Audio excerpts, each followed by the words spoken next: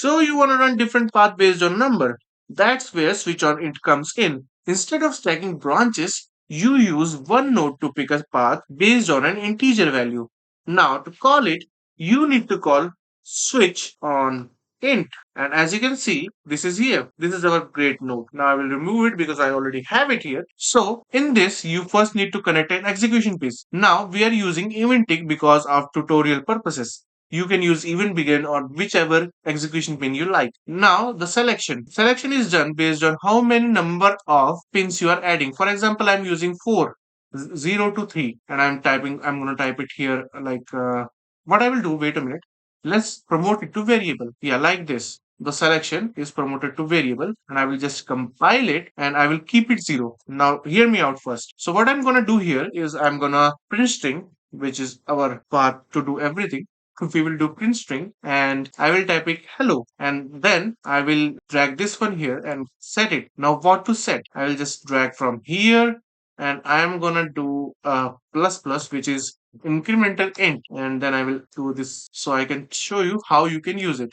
Now with what it will do is it will keep increasing it from 0 to 1, 2 and 3. It will keep adding everything.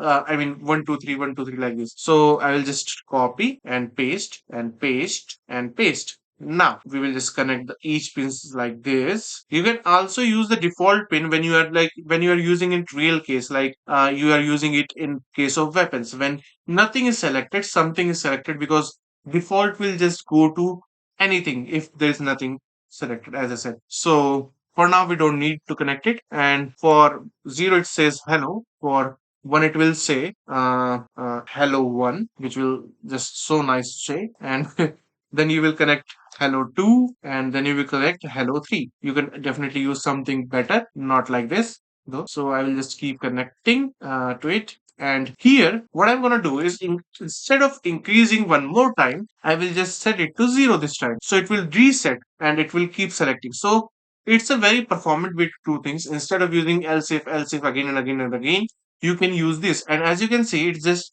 typing.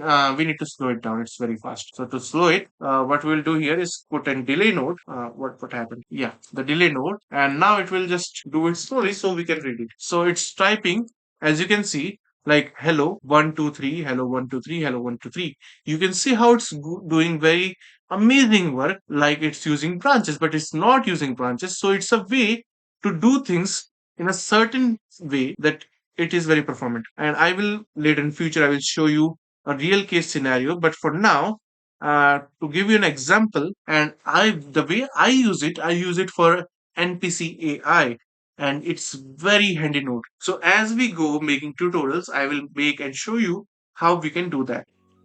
And hey, if you like seeing these nodes in action, check out the game I'm building, Reborn the Evil Being.